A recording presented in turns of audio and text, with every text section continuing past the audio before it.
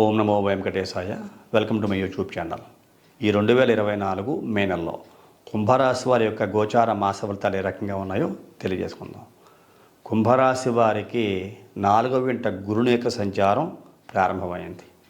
అలాగే రవి కూడా 14వ తారీఖు వరకు 3వ ఇంట స్వక్షేత్రంలో సప్తమ కేంద్రాధిపతి ఉచ్చక్షేత్రగతిని సంచారం చేస్తున్నాడు. ఈ రవి ఉచ్చక్షేత్ర సంచారమే సప్తమాధిపతి అయిన కారణం చేత కొంచెం యోగిస్తూ ఉంటుంది.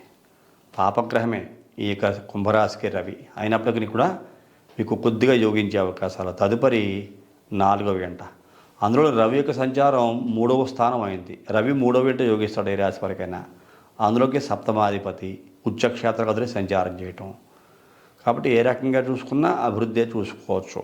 ద్వితీయమందు రాహువు యొక్క సంచారం, 4వ ఇంట గురుని యొక్క సంచారం, శుక్రుడు 3, 4 స్థానాల్లో మేష వృషభ రాశిలో సంచారం చేయటం, రవి కూడా మేష వృషభ రాశిలో సంచారం చేయటం, బుధుడు మళ్ళా మేష వృషభ రాశుల్లోకి మాసం చివరిలో వృషభ రాశిలోకి మారడం, మాసం చివరిలో చాతుర్గ్రహ కూటమి రవి గురుడు బుధ శుక్రు కలయిక వృషభ రాశి అని ఉండటం, ఈ కుంభరాశి వారికి 4వ ఇంట గ్రహ సంచార కాలం ఉండటం, ఇవన్నీ కూడా అష్టమంలో కేతువు, ఇవన్నీ కూడా మీకు పూర్వకాలంలో జరిగిన కొన్ని సమస్యల్ని గుర్తుకు చేస్తూ ఉంటాయి.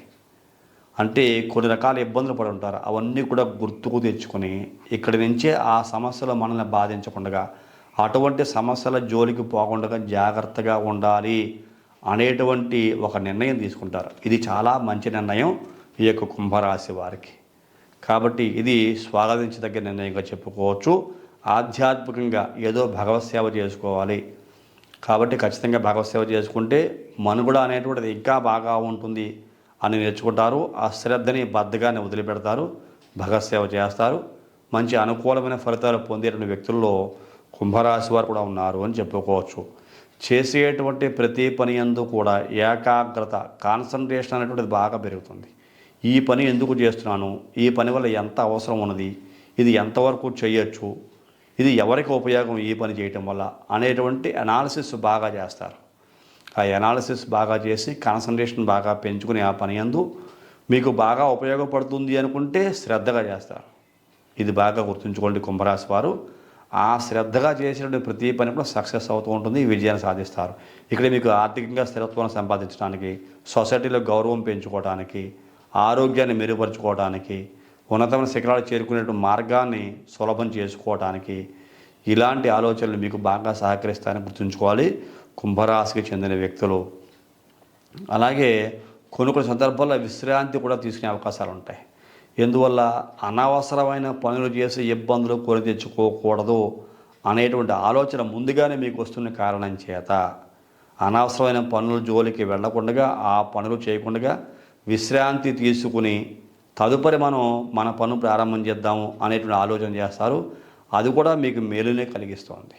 ఓవరాల్గా ఈ కుంభరాశి వారు మంచినే పొందబోతున్నారు అని చెప్పుకోవచ్చు, గురు దయాబ్ద ఫలం వలనైనా సరే. కాబట్టి చతుర్థాధిపతి శుక్రుడు స్వక్షేత్రంలో సంచారం చేస్తున్నప్పుడు ఇంటికి సంబంధించినటువంటి వ్యవహారాలలో ముందడుగు వేస్తారు. స్వక్షేత్రాధిపతి కదా, ఇంటికి సంబంధించి తల్లికి సంబంధించిన ఆరోగ్య విషయంలోనూ, తల్లికి సంబంధించిన విషయాల్లోనూ కొన్ని ముఖ్యమైన నిర్ణయాలు తీసుకుంటారు. అవి మీకు పాజిటివ్గా ఉంటాయి. అనుకూలమైన ఫలితాలు ఇచ్చే అవకాశము ఈ కుంభరాశి వరకు ఉండబోతుందని చెప్పుకోవచ్చు. భార్యాభర్తల మధ్యన ఏదైనా అవగాహన లోపాలు కనుక ఉంటే కాస్త సరిదిద్దుకోండి. ఎందువల్ల అంటే అవగాహన లోపాలు ఏమీ లేవు, అనుకూలమైన ఫలితాలే ఉండబోతున్నాయి. అయినా కొంతమంది వ్యక్తిగత జాతకాల్లో కూడా కొన్ని గ్రహాలు అనుకూలంగా లేకపోతే ఈ భార్యాభర్తల మధ్యన మిస్అండర్స్టాండింగ్స్ అనేవి కొంచెం ఉంటాయి. వాటిని కాస్త సంయమనం, ఓర్పు సహనంతో కనుక ఆ సమస్యను అధిగమించినట్టయితే కనుక కుటుంబ జీవితం చాలా బాగుంటుంది. రేపు రాబోయే రోజుల్లో మరింత అభివృద్ధిని సాధించబోయేటువంటి వ్యక్తులుగా ఈ కుంభరాశి చెందిన వ్యక్తులు ఉండబోతున్నారని చెప్పుకోవచ్చు. ఇది చాలా శుభపరిణామం కూడా.